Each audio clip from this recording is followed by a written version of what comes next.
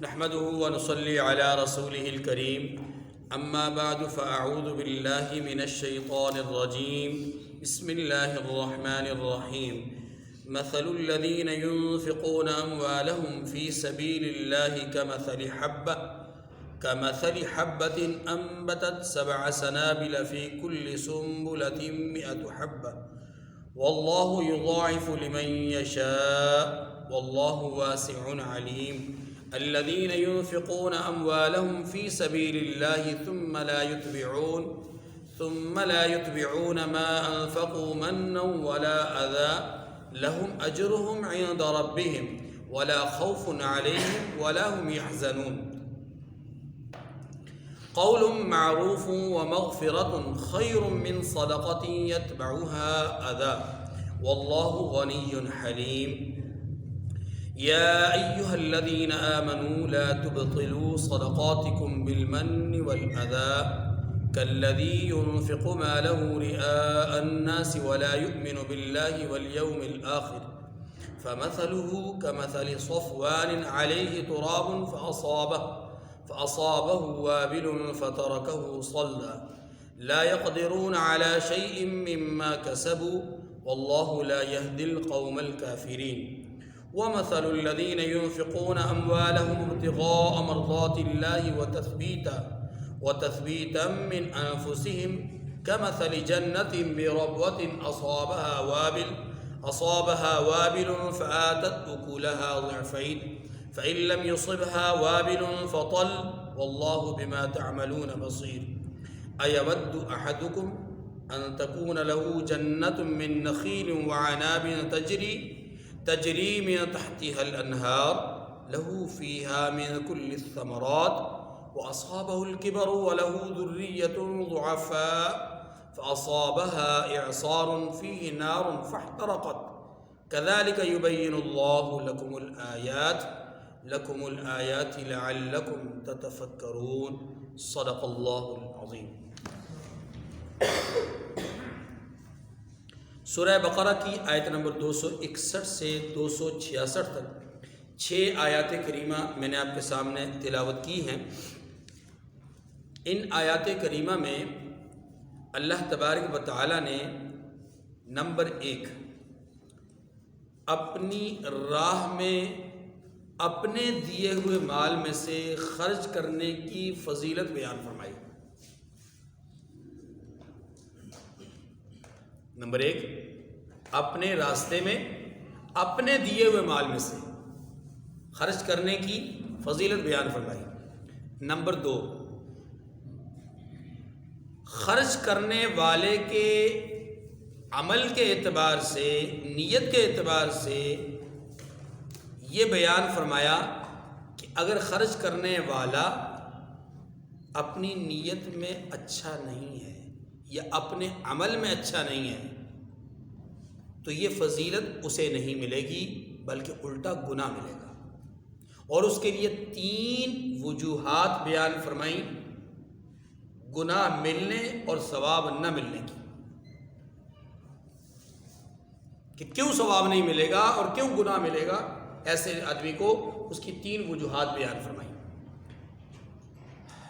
اس کے بعد اللہ تبارک و تعالی نے اس آدمی کی فضیلت کو بیان فرمایا کہ جو اخلاص کے ساتھ، یعنی جس کی نیت بھی اچھی، عمل بھی اچھا، خرچ کر رہا ہے لیکن نیت اور عمل کی اچھائی کے ساتھ، تو اس کی ایک مثال بیان فرمائی ہے،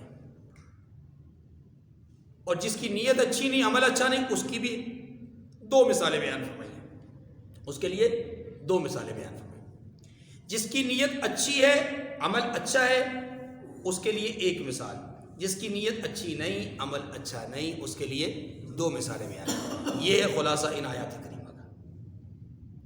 تفصیل کچھ یوں ہے کہ اللہ تبارک و تعالیٰ نے پہلی بات یہ ارشاد فرمائی ہے کہ جو لوگ اللہ کی راہ میں خرچ کرتے ہیں انہیں میں اجر بڑھا کر دیتا ہوں۔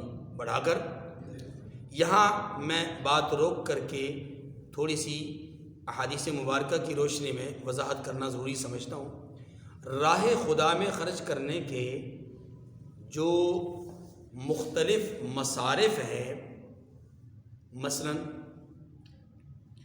انسان اللہ کا حکم سمجھتے ہوئے رسول اللہ کی اتباع کرتے ہوئے اپنی بیوی پر، اپنے بچوں پر خرچ کرتا ہے تو یہ بھی فی سبیل اللہ ہے، یہ بھی کیا ہے، ٹھیک ہے۔ اپنے ماں باپ پر خرچ کرتا ہے تو یہ بھی فی سبیل اللہ ہے، اپنے بہن بھائیوں پر خرچ کرتا ہے تو یہ بھی فی سبیل اللہ ہے، اگر اللہ اور اس کے رسول کو خوش کرنے کے لیے کر رہا ہے۔ پھر تھوڑا سا آگے بڑھ جائیں تو غرباء کے ساتھ، مساکین کے ساتھ، محتاجوں کے ساتھ، فقراء کے ساتھ، پھر رفاہی اداروں کے ساتھ، یتامہ کے ساتھ، مساکین کے ساتھ، یا مدارس کے ساتھ، مساجد کے ساتھ، ایسے مقامات پر جو آدمی خرچ کرتا ہے وہ بھی فی سبیل اللہ خرچ کرنے کے مد میں آتا ہے۔ جو شخص اس سے اگلے درجے میں ہے، تبلیغ دین اور اشاعت دین کرنے والوں کی خدمت کرتے ہوئے خرچ کرتا ہے، وہ بھی فی سبیل اللہ میں آتا ہے۔ اور جو اعلاء کلمت اللہ کی جد و جہد کرنے والے اور جہاد کرنے والے، جنگ لڑنے والے، میدان کارزار میں کودنے والوں کی مدد اور نصرت کرتا ہے، وہ بھی فی سبیل اللہ میں ہے۔ یہ بات سمجھ گئی؟ یہ فی سبیل اللہ کی بہت ساری مدات ہیں۔ کسی قیدی کو، مظلوم قیدی کو چھڑاتا ہے خرچ کر کے، فی سبیل اللہ میں آتا ہے۔ غلام کو آزاد کرتا ہے فی سبیل اللہ، تو یہ بھی فی سبیل اللہ میں آتا ہے۔ بہت ساری مدات ہیں، کسی کو کھانا کھلا دیا، پلا دیا، کسی کو لباس پہنا دیا، کسی کو کوئی چیز ہدیہ کر دی، گفٹ کر دی، کوئی سواری دے دی، یہ ساری چیزیں، دودھ کے لیے جانور دے دیا، جانور سواری کے لیے ہبہ کر دیا، سواری ویسے دے دی، مطلب کوئی بھی چیز جو کہ آپ اللہ کی رضا کے لیے کرتے ہیں، رسول اللہ صلی اللہ علیہ وسلم کی اتباع میں کرتے ہیں، وہ فی سبیل اللہ ہے۔ اب فی سبیل اللہ کا جو سب سے بڑا رتبہ ہے وہ ہے جہاد فی سبیل اللہ۔ کون سا ہے؟ جہاد فی سبیل اللہ۔ یہ اب بات ذرا کھل گئی۔ فی سبیل اللہ سارے ہیں، لیکن سب سے بڑا رتبہ فی سبیل اللہ میں کون سا ہے؟ جہاد فی سبیل اللہ۔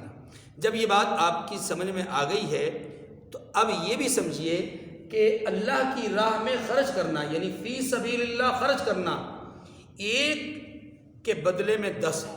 ایک کے بدلے میں کتنا ہے؟ یہ کم از کم مقدار ہے۔ یہ عام فی سبیل اللہ کا حکم یہی ہے، عام فی سبیل اللہ کا حکم جو فی سبیل اللہ کی مدات میں نے آپ کو عرض کی، یعنی ہر وہ جگہ جہاں پر آپ اللہ کی رضا کے لیے خرچ کر رہے ہیں نا، وہ فی سبیل اللہ ہے۔ وہاں پر آپ خرچ کریں گے تو آپ کو ایک کے بدلے میں 10 ملے گا کم از کم۔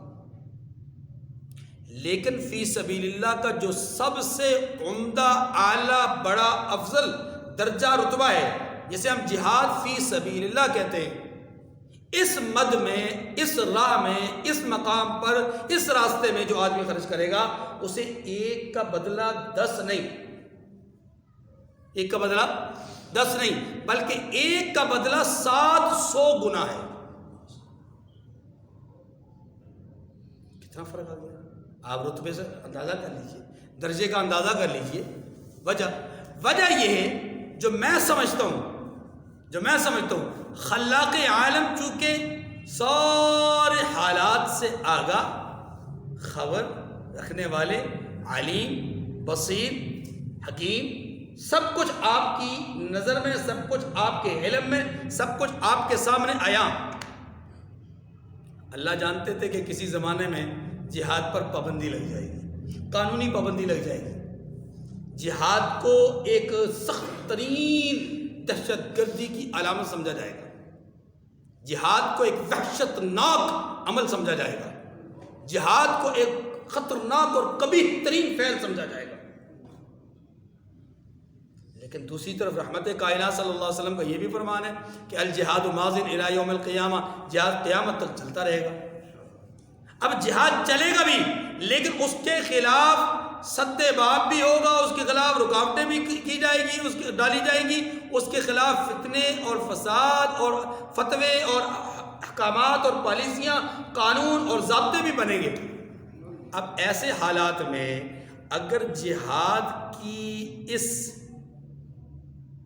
روش کو، جہاد کے اس عمل کو، جہاد کے اس راستے کو جاری رکھنے والے اگر جاری رکھتے ہیں، وہ 2 ہیں، 4 ہیں، 50 ہیں، 100 ہیں، 200 ہیں، 1000 ہیں، ایک جماعت ہے چھوٹی سی، یا ایک ٹکڑا ہے چھوٹا سا، ایک چھوٹا سا دستہ ہے، اگر وہ جاری رکھتا ہے اور ان کی مالی طور پہ جو لوگ تعاون کرتے ہیں تو یقیناً وہ بہت بڑے جگرے کا کام کر رہے ہیں، ہے کہ نہیں؟ عام حالات میں اس طرح کر لینا لوگوں کے لیے مشکل نہیں ہوتا، لیکن کوئی عمل جس پر گورنمنٹ کی طرف سے پابندی ہو، جس کے اوپر حکومت وقت کی طرف سے ضابطہ اور قانون لاگو ہو، جس کے اوپر پابندی ہو، اس عمل کو کر لینا یہ ہوتا ہے اصل میں جگرے کا کام، دل والوں کا کام یہ ہوتا ہے۔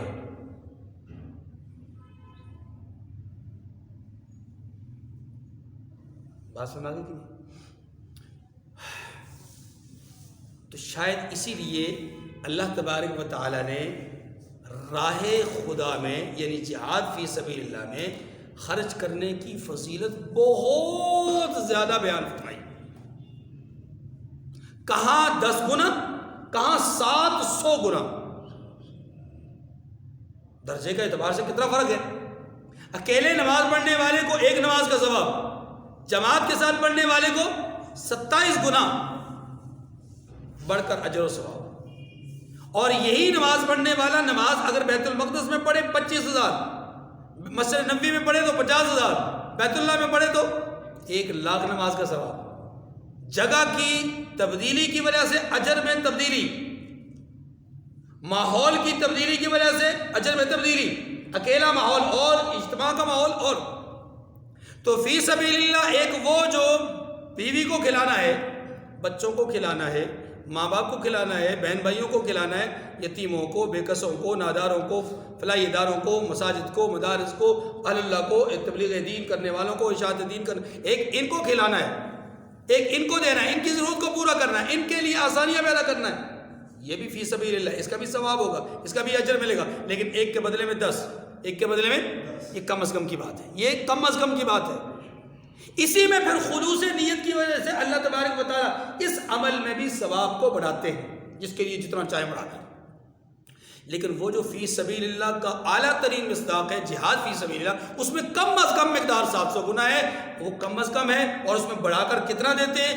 یہ واللہ یضاعف لمن یشاء، اللہ جس کے لیے جتنا چاہے بڑھا دے۔ بات سمجھ گئی؟ انفاق فی سبیل اللہ کے فضائل، اس کے حوالے سے ترغیب پہلے بھی کئی موقعوں پر گزر چکی، میں بات کو آگے بڑھاتا ہوں۔ نمبر 2، دوسری بات، راہ خدا میں خرچ کرنے والے انسانوں کی 2 قسمیں ہیں، یعنی اچھے کاموں میں خرچ کرنے والے لوگوں کی 2 قسمیں ہیں۔ ایک وہ لوگ ہوتے ہیں کہ جو خرچ تو اچھے کام میں کرتے ہیں، اچھی جگہ پہ خرچ کرتے ہیں، لیکن نیت اچھی نہیں ہوتی، یا خرچ کرنے کے بعد عمل اچھا نہیں ہوتا۔ ایک یہ لوگ ہیں کہ جن کی نیت یا عمل اچھا نہیں ہوتا، اور نمبر 2 وہ لوگ کہ جن کے خرچ بھی اچھی جگہ پہ کرتے ہیں، نیت اور عمل بھی اچھا ہوتا ہے۔ دونوں کو اللہ تعالیٰ نے الگ الگ مثالوں کے ساتھ سمجھایا ہے، دونوں کو۔ اور وہ جو انفاق فی سبیل اللہ کی مثال میں نے دی ہے نا، اللہ تعالیٰ ایک کے بدلے میں 700 دیتے ہیں، اس کو بھی ایک مثال کے ذریعے سے سمجھایا ہے، وہ بعد میں عرض کروں گا آیت کریمہ کی روشنی میں۔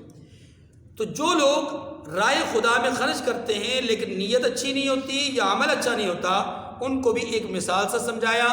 نیت یا عمل کی اچھائی نہ ہونے کا مقصد، دیکھیے، ایک آدمی کسی مسجد میں خرچ کرتا ہے اور مسجد میں خرچ کرتے ہوئے انداز یہ اختیار کرتا ہے کہ اس سے دکھلاوا مقصود ہوتا ہے، انداز ایسا اختیار کرتا ہے کہ گویا کمیٹی پر یا مسجد انتظامیہ پر احسان کر رہا ہے، یہ لیجیے جناب، آپ کو چاہیے تھا نا چٹائیوں کے لیے پیسے، لو جی میں دے دیتا ہوں، اور پتہ نہیں کوئی دیتا کہ نہیں دیتا، پتہ نہیں لوگوں کو کیا ہو گیا جی، لوگ مسجد کے ساتھ تعاون نہیں کر، لے جی میری طرف سے یہ 1000 روپے پکڑ لیں، انداز ہوتا ہے نا جی اپنا اپنا۔ حالانکہ جب خرچ کرنا ہے تو اس انداز میں کرنا ہے کہ آسمان یعنی میدان محشر میں اللہ تبارک و تعالیٰ کے حبیب نے فرمایا کہ قیامت کے دن 7 قسم کے لوگ وہ ہیں جنہیں اللہ اپنے سائے میں جگہ دے گا جس دن کوئی سایہ نہیں ہوگا۔ ان 7 میں سے ایک وہ آدمی ہے جو اللہ کی رضا کے لیے خلوص کے ساتھ اس طرح خرچ کرے کہ دائیں ہاتھ سے دے تو بائیں ہاتھ کو پتہ بھی نہ چلے۔ بس ماری تو ایک تو یہ انداز ہے، اور اگر انداز نہ بھی ہو، انداز بہت اچھا بھی ہے لیکن اندر کی نیت خراب ہے، اور نیتوں کو میں یا آپ نہیں جانتے، ہم کوئی فیصلہ نہیں کر سکتے، ہم انداز میں بھی فیصلہ نہیں کر سکتے، یہ بات ذہن رکھیں۔ یہ تو ایک مثال سمجھانے کے لیے عرض کی، ورنہ ہو سکتا ہے دینے والا اس انداز سے دے رہا ہے لیکن نیت اس کی یہ ہے کہ شاید ہو سکتا ہے اس طرح کرنے سے باقی لوگوں کو کوئی ترغیب ہو جائے، وہ اپنا دکھلاوا مقصود نہیں، اس کا مقصود نہیں ہے لیکن وہ دوسروں کی ترغیب کے لیے ایسا کرنا چاہتا ہے، ہو سکتا ہے اس کی نیت اچھی ہو، یہ بھی ممکن ہے۔ تو بات تو یہ ہے کہ پہلی بات کہ جو لوگ اللہ کی راہ میں خرچ کرتے ہیں لیکن نیت اچھی نہیں ہوتی، نیت اچھی نہیں ہوتی، فرمایا ان لوگوں کا عمل ضائع، ان لوگوں کا عمل ضائع۔ وہ لوگ کہ جو اللہ کی راہ میں خرچ کرتے ہیں لیکن اس کے بعد احسان جتلاتے ہیں، شاید کام تو اچھی نیت سے کیا ہو لیکن بعد میں احسان جتلا دیا، مثلا پہلے دے دیا اچھی نیت کے ساتھ دے دیا، کوئی دکھلاوا مقصود نہیں تھا، کوئی ریاکاری مقصود نہیں تھی، کوئی اپنا سخاوت والا معاملہ مقصود نہیں تھا، لیکن جس غریب کو، جس نادار کو، جس آدمی کے ساتھ تعاون کیا ہے اس کو دینے کے بعد ہفتے 10 دن، مہینے 2 مہینے، 4 سال 5 سال کے بعد کچھ اس طرح کا معاملہ پیش آیا کہ اس کی طرف سے کوئی تکلیف پہنچی یا اس کی طرف سے کوئی معاملہ پیش آیا تو صاحب جناب بیٹھے اور دنیا کے سامنے، لو جی یہ ہیں وہ صاحب، آج میرے ساتھ یہ سلوک کر رہے ہیں، میں تو ان کے ساتھ ساری زندگی یہ کرتا رہا ہوں، فلاں موقع پر میں نے یہ کیا، فلاں موقع پر میں نے یہ کیا، فلاں موقع پر میں نے یہ کیا۔ آپ کو یاد ہوگا میں نے ایک موقع پر یہ عرض کیا تھا کہ ایک والد کا اپنے بیٹے کو اس طرح کہنا، ایک استاد کا اپنے بیٹے کو اس طرح کہنا، وہ احسان جتلانا نہیں ہوتا، احساس ہوتا ہے، احساس دلانا مقصود ہے۔ احساس دلانے میں، احسان جتلانے میں فرق ہوتا ہے۔ احسان جتلانے والا مفاد حاصل کرنا چاہتا ہے، فائدہ لینا چاہتا ہے، احساس دلانے والا فائدہ نہیں لینا چاہتا، اس کو فائدہ دینا چاہتا ہے۔ اس کی اس بے عزتی میں، اس کی اس انسلٹ کرنے کے پہلو میں، اس کی اس تحقیر آمیز اور تذلیل کرنے والے انداز میں بھی اکثر اس کا مقصد اور اس کا مدعا اپنے مخاطب کو فائدہ دینا ہوتا ہے کہ شاید ہو سکتا ہے اس طرح نہیں تو اس طرح سمجھ جائے، شاید یہ انداز اس کے اوپر کارگر ثابت ہو جائے، اپنا کوئی فائدہ اٹھا لے۔ بات سمجھ میں آ رہی کہ نہیں آ رہی؟ تو دیکھیے، جو آدمی بری نیت کے ساتھ خرچ کرے گا اس کا بھی دیا ہوا صدقہ قابل قبول نہیں۔ نمبر 2، جو آدمی دے تو اچھی نیت سے لیکن دینے کے بعد احسان جتلا دے، اس کا بھی صدقہ رائگاں ہو گیا، اس کا بھی صدقہ کیا ہو گیا؟ رائگاں ہو گیا، بلکہ ایسے آدمی پر لعنت بھیجی گئی ہے۔ ایسے آدمی پر کیا بھیجی گئی؟ نمبر 3، دے اور ریاکاری کے طور پر دے، دکھلاوے کے طور پر دے۔ تو نیت اچھی نہ ہونے میں بہت ساری چیزیں، ریاکاری بھی ہو سکتی ہے، فائدہ حاصل کرنا بھی ہو سکتا ہے، کسی سے غلط ناجائز کام لینا بھی مقصود ہو سکتا ہے، نیت میں بہت ساری چیزیں۔ ریاکاری میں صرف ایک چیز ہوتی ہے اور وہ کیا ہوتی ہے؟ نمود و نمائش، اپنا شخصی تعارف کروانا۔ تو نیت اور ریاکاری الگ الگ چیزیں ہیں، یہ بات ذہن رکھیے گا، کسی کے ذہن میں یہ بات نہ آئے کہ جی نیت اور ریاکاری میں کیا فرق ہے؟ تو فرق ہے۔ ایک آدمی دیتا اس لیے ہے کہ آج یہ میرا ملازم ہے، میں اس کو 1500 روپے زکوٰۃ میں سے دے دیتا ہوں تو یہ ذرا میرے جوتے اچھے طرح پالش کرے گا یا اپنی ڈیوٹی کے علاوہ بھی کچھ ڈیوٹی کرے گا۔ اگر اس طرح کی نیت ہے تو یہ دینا ضائع ہو گیا، یہ دینا کیا ہو گیا؟ ضائع ہو گیا ہے۔ یہ واضح میں رکھیے گا، کیوں؟ اس لیے کہ ہم اپنے دیے ہوئے مال کی وجہ سے کسی سے فائدہ اٹھائیں گے تو یہ فائدہ اٹھانا غلط ہے۔ بات ہماری نہیں، اس لیے نیت بری ہو، احسان جتلایا ہو یا ریاکاری مقصود ہو، ان تینوں صورتوں میں یہ 3 وہ وجوہات ہیں جن کی وجہ سے اللہ صدقے کو ضائع کرتے ہیں، اللہ صدقے کو۔ اور ایسے آدمی کی مثال کیا ہے؟ اسی مثال اللہ نے اس کی مثال دی ہے۔ مثال یہ ارشاد فرمائی کہ کسی مضبوط چٹان پر مٹی کی تہ جم جائے، موٹی موٹی تہ جم ہو جائے. بعض اوقات بارشیں کافی عرصے تک بارشیں نہیں ہوتی تو پتھروں پر، چٹانوں پر، اور پتھر چٹانوں کو چھوڑ دیں، ہماری گھروں کی چھتوں پر اتنی اونچی بلڈنگیں ہوتی ہیں، ان کی چھتوں پر مٹی جمع ہوتے اڑتے آ کر جمع ہوتی ہے اور وہ تہ لگتے کافی ساری موٹی تہ بن جاتی ہے. اور بعض گھروں کی چھتوں پر اس تہ میں گھاس بھوس جو ہے وہ پیدا ہونا شروع ہو جاتی ہے. ہوتی ہے کہ نہیں ہوتی؟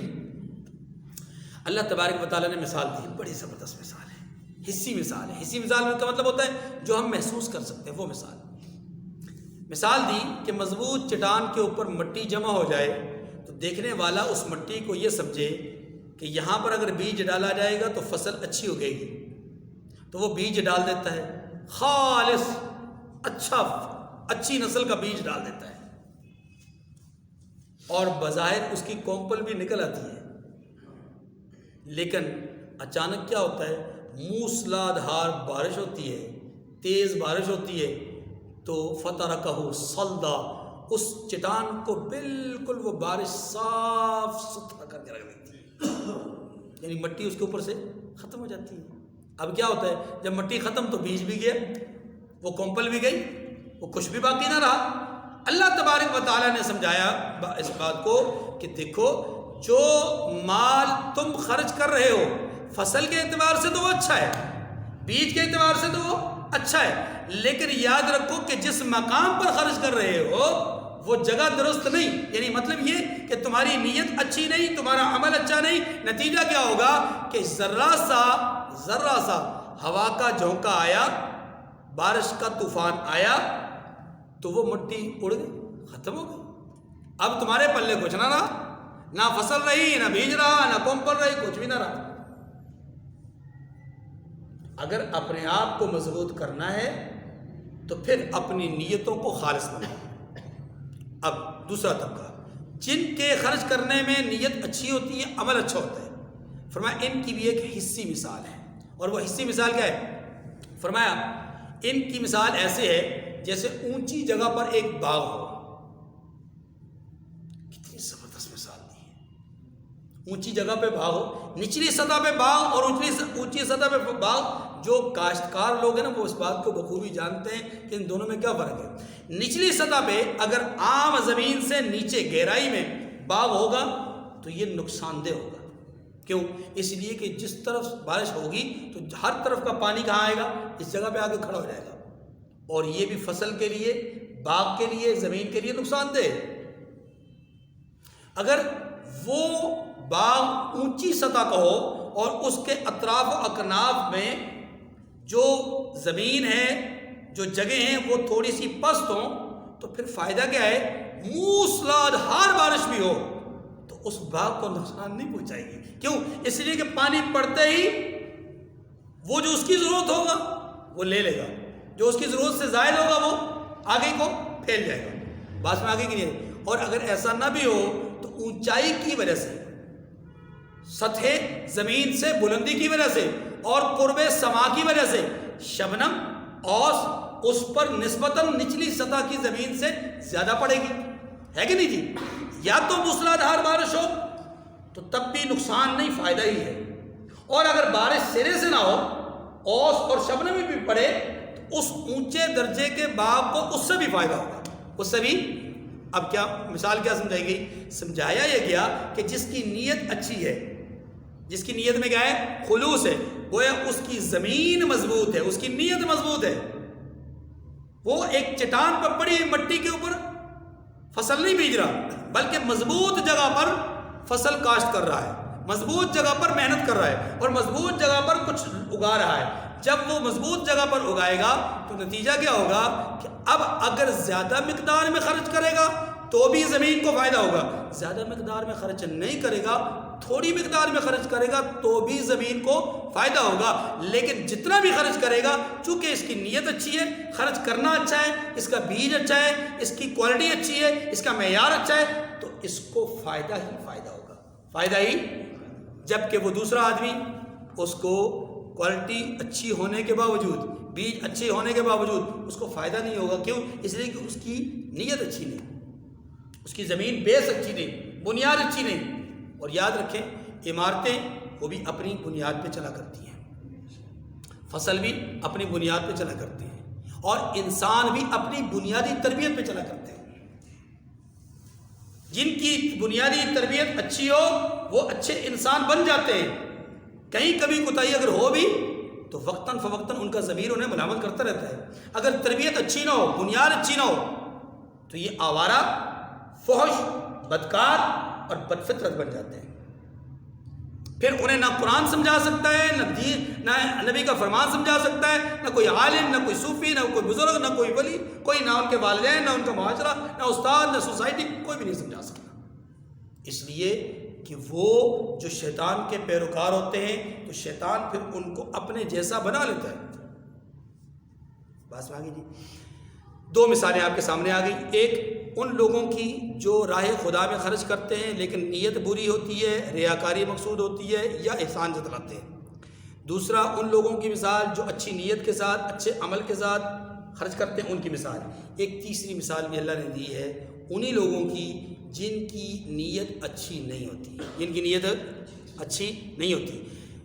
فرمایا ان لوگوں کی ایک اور مثال دے کر کے بات سمجھائی، اور وہ مثال کیا ہے؟ فرمایا ایک آدمی ہے، اس کا باغ ہے، بلکہ اس کے کئی باغات ہیں، اور اس نے اپنے باغات کو سینچا ہوا ہے، مطلب بہترین اس کے اندر جو ہے فصل وغیرہ یا پھل اس کے اندر اچھے پیدا ہو رہے ہیں، اور اس کی زندگی کا دار و مدار اس فصل پر ہے، ان باغات پر ہے۔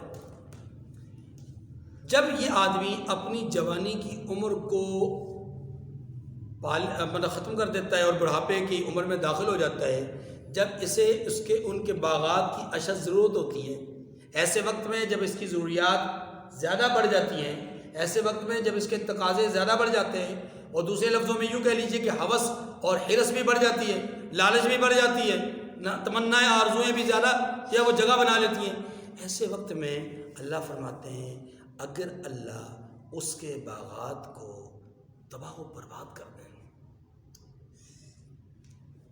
کیسے؟ کہ ایک آگ کا گولہ بھیجے اور وہ آگ کا گولہ کر کے سارے باغات کو خاکستر کر دے، جلا کر راکھ کر دے، تو بتلاؤ اس آدمی کا کیا حال ہوگا؟ اس آدمی کا جس نے ساری زندگی محنت کی، ساری زندگی کوشش کی، اپنا تن من دھن قربان کیا، لیکن آخری وقت میں جب اسے اشد ضرورت تھی اس کے ہاتھ کچھ نہ لگا، اس کے ہاتھ کچھ نہ لگا۔ مثال دے کر کے بات کو سمجھایا گیا، کیا تم اس بات کو پسند کرتے ہو کہ دنیا میں تم اللہ کی راہ میں خرچ کرو، اس لیے خرچ کرو کہ کل کو تمہیں ملے گا، کل کو تمہیں فائدہ ہوگا، لیکن تمہاری نیت اچھی نہ ہونے کے نتیجے میں، تمہارا عمل اچھا نہ ہونے کے نتیجے میں آخرت میں تمہارے لیے کوئی چیز ذخیرہ نہیں ہوتی۔ جو ہی تم بوڑھے ہو جاتے ہیں، یعنی اس عمر کو پہنچ جاتے ہو، اس مقام پہ پہنچ جاتے ہو کہ جہاں تمہیں اس کی ضرورت تھی، یعنی دنیا سے چلے گئے اور آخر میں جب تم پہنچو گے جہاں تمہیں اس کی ضرورت پڑے گی، اس وقت اگر تم دیکھو کہ تمہارے تو سارے باغات جلے ہوئے ہیں، وہاں تو خاک کے سوا کچھ نہیں ہے، راکھ کے سوا کچھ نہیں ہے، وہاں تو کچھ بھی نہیں تمہارے لیے، تو بتلاؤ اس وقت تم اپنے اوپر کتنی حسرت اور کتنا افسوس کرو گے۔ پھر اللہ فرماتے ہیں کتنی محبت سے، كَذَلِكَ يُبَيِّنُ اللَّهُ لَكُمُ الْآيَاتِ لَعَلَّكُمْ تَتَفَكَّرُونَ۔ اللہ اپنی آیات کو ایسی کھول کھول کے بیان کرتے ہیں شاید کہ تم فکر کر لو، شاید کہ فکر کر لو۔ دیکھیے جی آیات فرمایا مثل الذین ينفقون اموالهم في سبيل الله ثم لا يتبعون ما انفقوا مثل الذين ينفقون اموالهم في سبيل الله كمثل حبة انبتت 7 سنابل في كل سنبلة 100 حبة والله يضاعف لمن يشاء والله واسع عليم۔ فرمایا جو لوگ اپنا مال اللہ کی راہ میں خرچ کرتے ہیں ان کے مال کی مثال اس دانے کی سی ہے جس سے 7 بالیں اگے۔ جو لوگ اللہ کی راہ میں خرچ کرتے ہیں ان کے مال کی مثال کیا ہے؟ اس دانے کی طرح ہے کہ جو دانہ زمین میں گیا اور اس کے بدلے میں ریٹرن میں اللہ 700 دانے عطا فرمائے۔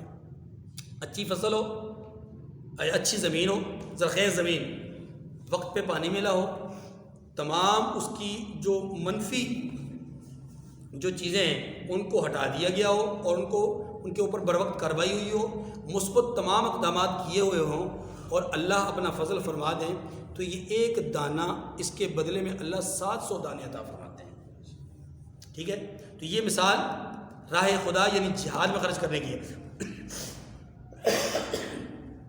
فرمایا کہ ان کے مال کی مثال اس دانے کی سی ہے جس سے 7 بالیں اگے اور ہر ایک بال میں خوشہ، ہر ایک خوشے میں 100 دانے ہوں، اور اللہ جس کے مال کو چاہتا ہے زیادہ کرتا ہے. یہ 700 کم از کم ہے، جس کو چاہتا ہے زیادہ کرتا ہے. واللہ واسع علیم. آیت کے ساتھ گہرا تعلق ہے کہ نہیں؟ واسع، 2 صفتیں بیان فرمائی. واسع، اللہ کشائش والا ہے، اللہ کے یہاں کمی کوئی نہیں ہے. 700 دے، 7 کروڑ دے، 7 ارب دے، اس کے لیے کوئی کمی. علیم، نیت کو اللہ جانتے ہیں. نیت کو دینا کس کے ہے، کس نیت والے کو دینا ہے، کس کو نہیں دینا، اس کا علم اللہ کے پاس ہے، میرے آپ کے پاس نہیں ہے. ہم فتویٰ نہیں لگا سکتے. الذین ينفقون اموالهم فی سبیل اللہ، اسی علیم کی صفت کو مد نظر رکھتے ہوئے اب 2 پہلو بیان کیے جا رہے ہیں. الذین ينفقون اموالهم فی سبیل اللہ ثم لا يتبعون ما انفقوا منا ولا اذى لهم اجرهم عند ربهم ولا خوف علیہم ولا هم يحزنون.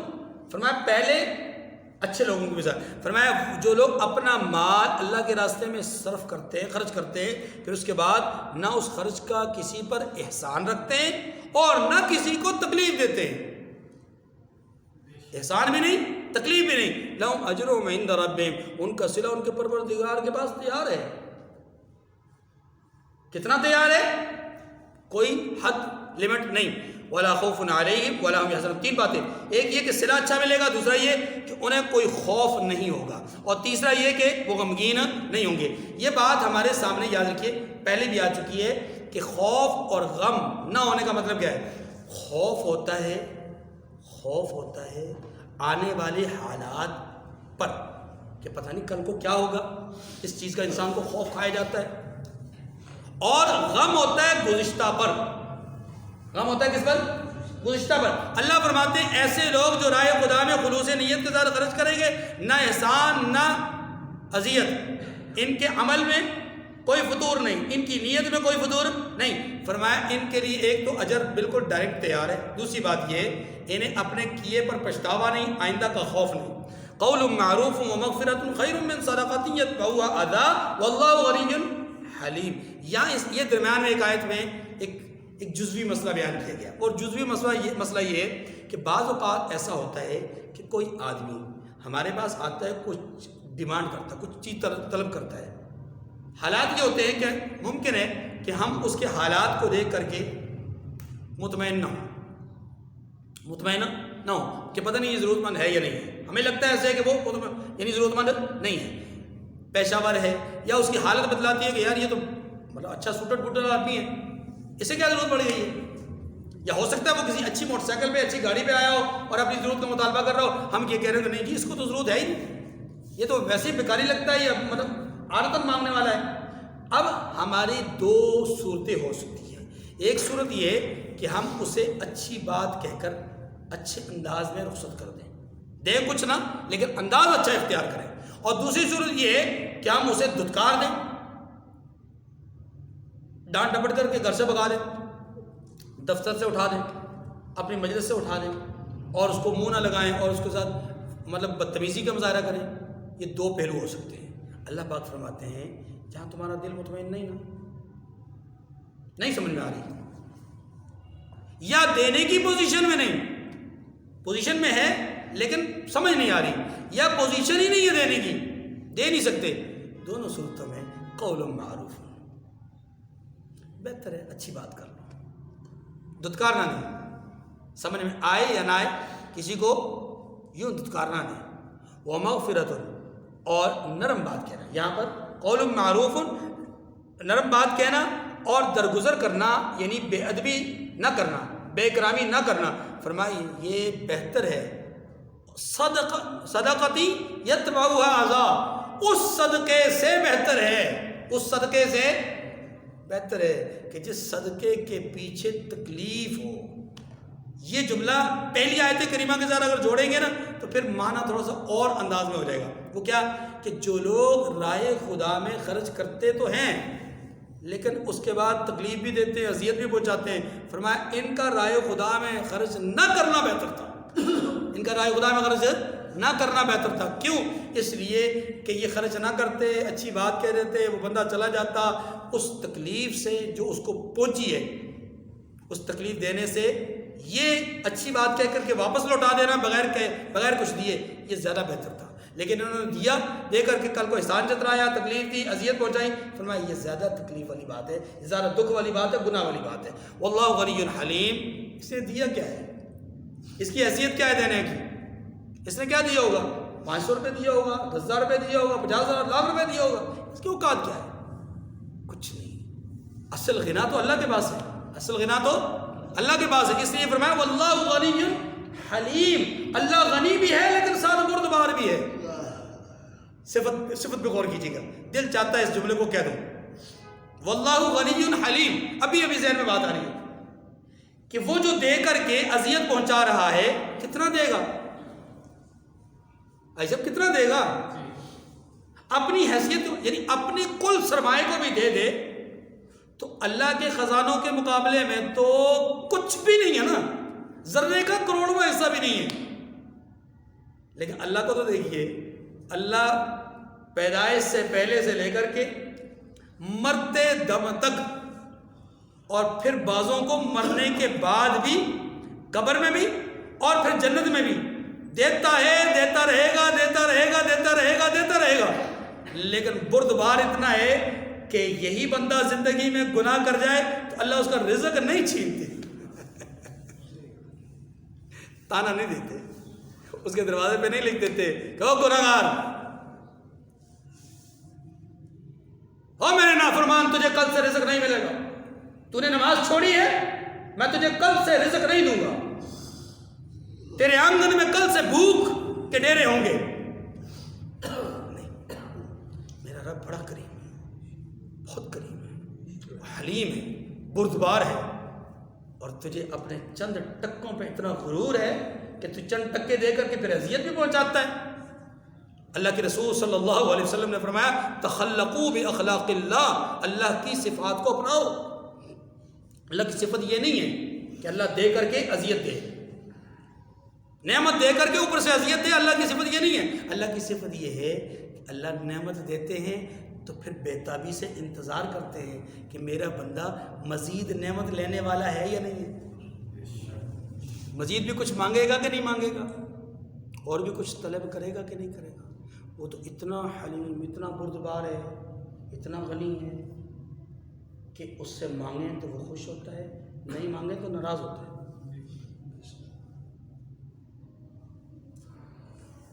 اچھا پھر اس کے کرم کی انتہا دیکھیے، دیتا ہے، سب کو دیتا ہے، پھر زبردستی نہیں کرتا، زبردستی نہیں کرتا کہ میں نے دیا ہے، میں نے کھلایا، میں نے پلایا، میں تمہیں زندگی دے رہا ہوں، صحت دے رہا ہوں، تندرستی دے رہا ہوں، کاروبار دے رہا ہوں، ہر چیز تمہیں دے رہا ہوں، تمہیں نماز پڑھنی پڑے گی. زبردستی لا کر کے مسلح پہ نہیں کھڑا کرتا. نہیں، اللہ زبردستی نہیں کرتے. اللہ زبردستی.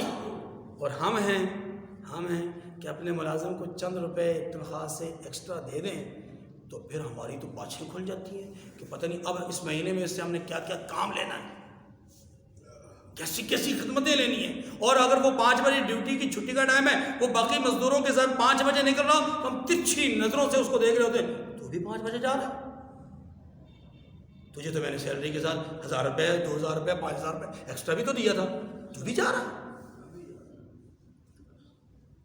تو کم از کم کچھ 10 منٹ رک جا. یہ کیا ہے؟ یہ یتبعھا عذاب، یہ اذیت دینے کی ایک کیفیت ہے.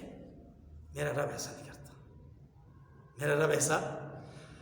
اللہ اکبر کبیر. واللہ غنی حلیم. تو اللہ غنی بھی ہے اور بردبار بھی ہے. یا ایھا الذین آمنوا لا تبطلوا صدقاتکم بالمن والاذی. فرمایا اے اہل ایمان، اے ایمان والو، لا تبطلوا صدقاتکم، اپنے صدقات کو احسان جتلانے اور ایذا دینے کی وجہ سے باطل نہ کرو. احسان جتا کر یا تکلیف دے کر اپنے صدقات کو باطل نہ کرو، ضائع مت کرو.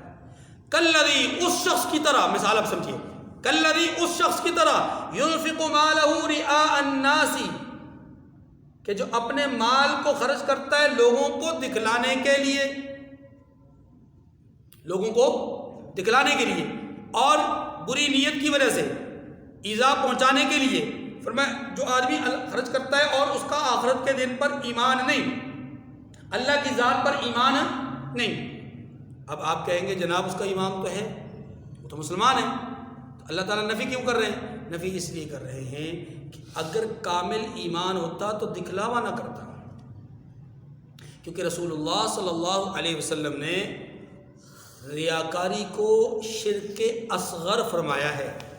شرک کی کئی قسمیں ہیں، ان میں سے ایک قسم شرک کی وہ کیا ہے؟ دکھلاوا، ریاکاری۔ اور رحمت دو عالم صلی اللہ علیہ وسلم نے فرمایا قیامت کے دن اللہ تبارک و تعالی اس ریاکار کو اپنے سامنے کھڑا کریں گے اور اس سے پوچھیں گے کہ تو نے کیا کیا؟ جواب دے گا کہ یا اللہ میں نے تیری راہ میں اتنا اتنا اتنا اتنا خرچ کیا۔ خالق کائنات کی طرف سے جواب آئے گا وہ جو تو نے خرچ کیا تھا نا وہ اس نیت کے ساتھ کیا تھا، تو جہاں جہاں جیسی جیسی نیت تو نے کی تھی ویسی ویسی مراد تو نے پا لی، تھوڑی مقدار میں یا زیادہ مقدار میں وہ مراد تو نے پا لی۔ شہرت چاہتا تھا، شہرت تجھے مل گئی، شاید پوری دنیا میں نہ ملی، 10 لوگوں میں مل گئی، شہرت مل گئی۔ عزت چاہتا تھا تو لوگ تجھے جھک جھک کر سلام کرنے لگے، 4 لوگوں نے کیا، 400 لوگوں نے کیا، لیکن ہو تو گیا۔ اب تیری مرادیں دنیا میں پوری ہو گئی تو جو تو نے خرچ کیا وہ تو نے پا لیا، اب میرے پاس تیرے لیے کچھ نہیں ہے، میرے پاس تیرے لیے۔ اسی لیے فرمایا وَلَا يُؤْمِنُ بِاللَّهِ وَالْيَوْمِ الْآخِرِ، اس کا ایمان اللہ پر نہیں، آخرت کے دن پر نہیں۔ اگر ہوتا کامل ایمان ہوتا تو یہ ایسا نہ کرتا۔ فَمَثَلُهُ كَمَثَلِ صَفْوَانٍ عَلَيْهِ تُرَابٌ فَأَصَابَهُ وَابِلٌ فَتَرَكَهُ صَلْدًا۔ فرمایا اس کی مثال کیا ہے؟ اس کی مثال اس چٹان کی سی ہے جس پر تھوڑی سی مٹی پڑی ہوئی ہو اور اس پر زور کا می برس کر اسے صاف کر ڈالے۔ وضاحت میں کر چکا ہوں، لا يقدرون على شيء مما كسبوا۔ فرمایا اسی طرح یہ ریاکار لوگ اپنے اعمال کا کچھ بھی صلہ حاصل نہیں کر سکیں گے۔ واللہ لا يهدي القوم الكافرين، اللہ ایسے ناشکروں کو ہدایت نہیں دیتے۔ اللہ اکبر، اللہ تعالیٰ ہمیں ناشکری سے بچائے۔ وَمَثَلُ الَّذِينَ يُنْفِقُونَ أَمْوَالَهُمْ ابْتِغَاءَ مَرْضَاتِ اللَّهِ وَتَثْبِيتًا مِّنْ أَنفُسِهِمْ كَمَثَلِ جَنَّةٍ بِرَبْوَةٍ أَصَابَهَا وَابِلٌ فَآتَتْ أُكُلَهَا ضِعْفَيْنِ۔ فرمایا جو لوگ اللہ کی خوشنودی حاصل کرنے کے لیے اور خلوص نیت سے اپنا مال خرچ کرتے ہیں ان کی مثال ایک باغ کی سی ہے جو اونچی جگہ پر واقع ہو، جب اس پر مینہ پڑے تو دگنا پھل لائے، اور اگر مینہ نہ بھی پڑے تو خیر پھوار ہی صحیح۔ اگر مینہ نہ بھی ہو، بارش نہ بھی برسے تو فَإِن لَّمْ يُصِبْهَا وَابِلٌ فَطَّلٌ، بارش نہ بھی برسے، موسلادھار بارش نہ بھی برسے، ہلکی ہلکی پھوار بھی کافی ہے، اور بسا اوقات تو شبنم اور اوس بھی کافی ہے، شبنم اور اوس بھی۔ واللہ بما تعملون بصیر، فرمایا اللہ تمہارے کاموں کو دیکھ رہا ہے۔ یہ می برسنے کا اور پھوار کا میں نے تشریح کر دی تھی نا کہ کثرت سے مال دے یا تھوڑا مال دے لیکن فائدہ اسے ضرور ہوگا۔ فرمایا آیا ود، اس لیے ہم رائے خدا میں جب خرچ کریں تو تھوڑے اور زیادہ مقدار پر نظر نہ رکھیں، جو ہمارے پاس اللہ توفیق دے خرچ کر دینا چاہیے۔ رسول اللہ صلی اللہ علیہ وسلم نے تو خرچ کرنے کے فضائل کے حوالے سے یہاں تک بیان فرمایا ہے کہ کوئی آدمی یعنی کوئی پڑوسن اپنی پڑوسن کو بکری کا کھور بھیج دے لیکن اچھی نیت سے بھیجے تو اس میں بھی وہ اپنے لیے کمتری نہ محسوس کرے اور اس کو اپنے لیے جو وہ کمزور بات نہ سمجھے بلکہ ایسا کر دیا کرے، اس پہ بھی اللہ کی طرف سے اجر ملے گا۔ اس زمانے میں پائے نہیں کھائے جاتے تھے، جس زمانے کی مثال دی گئی نا اس زمانے میں پائے، تب بکری کا کھر ایک معمولی چیز سمجھی جاتی تھی۔ خیر آج کل کے زمانے میں ذرا معاملہ تھوڑا سا برعکس ہے۔ میں نے مثال دی، میں نے کہہ دی کہ آج کل معاملہ تھوڑا سا برعکس، لیکن مقصد بات کرنے کا مقصد کیا ہے کہ جسے ہم معمولی چیز بھی سمجھتے ہوں اسے بھی رائے خدا میں دینے سے، پڑوسی پر خرچ کرنے سے کترانا نہیں چاہیے، ہچکچاہٹ نہیں محسوس ہونی چاہیے۔ فرمایا ایود احدکم ان تکون له جنۃ من نخیل وعناب تجری من تحتها الانہار، تیسری مثال باغات والی. فرمایا بھلا تم میں سے کوئی یہ چاہتا ہے کہ اس کا کھجوروں اور انگوروں کا باغ ہو جس میں نہریں بہ رہی ہوں, لو فیہا من کل الثمرات, اور اس میں اس کے لیے ہر قسم کے میوے موجود ہوں. پھر کیا ہو, وَأَصَابَهُ الْكِبَرُ وَلَهُ ذُرِّيَّةٌ ضُعَفَاء, اور اسے بڑھاپا آ پکڑے.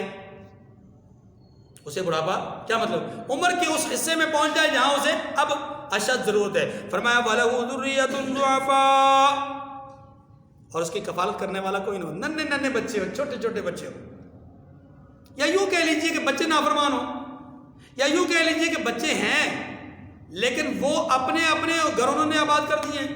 بہت سارے ہم بزرگوں کو دیکھتے ہیں جن کی اولادوں نے ان کو چھوڑ دیا, بس تنکے کی طرح, زیرے کی طرح کچھ خرچہ دے دیتے ہیں, باقی جانے بلا ان کی بزرگوں کی. اور کچھ تو ایسے بھی ناہنجار ہیں کہ جنہوں نے بالکل سرے سے ہی ماں باپ کو چھوڑ دیا. ہمارے یہاں پر ایک بزرگ آتے ہوتے ہیں, کبھی کبھی آتے ہوتے ہیں, اللہ پاک نے انہیں 6 بیٹے عطا کیے اور 6 کے 6 شادی شدہ ہیں, جوان ہیں. اور میں داستان سن کر حیران ہو گیا. یقین کریں کہ اس دن میری آنکھوں سے آنسو نکلے تھے جس دن میں نے داستان سنی کہ ان 6 بیٹوں میں سے 3 بیٹے وہ ہیں جو اس باپ کو مارتے ہیں. خدا کی قسم, کبھی کبھی وہ بزرگ آتے ہیں یا نماز پڑھنے کے لیے.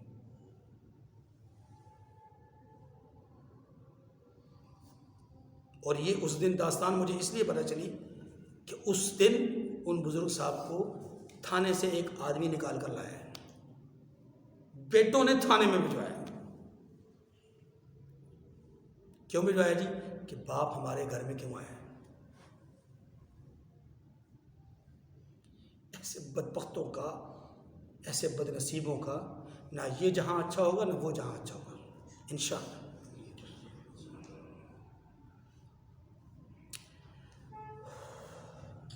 اس لیے اولاد نہ ہو, چھوٹے بچے ہوں یا اولاد نافرمان ہو, یہ ساری وہ صورتیں ہیں جو کسی بھی بوڑھے ماں باپ کے لیے انتہائی تکلیف دہ ہیں. خوش نصیب ہیں خدا کی قسم وہ والدین, خوش نصیب ہیں.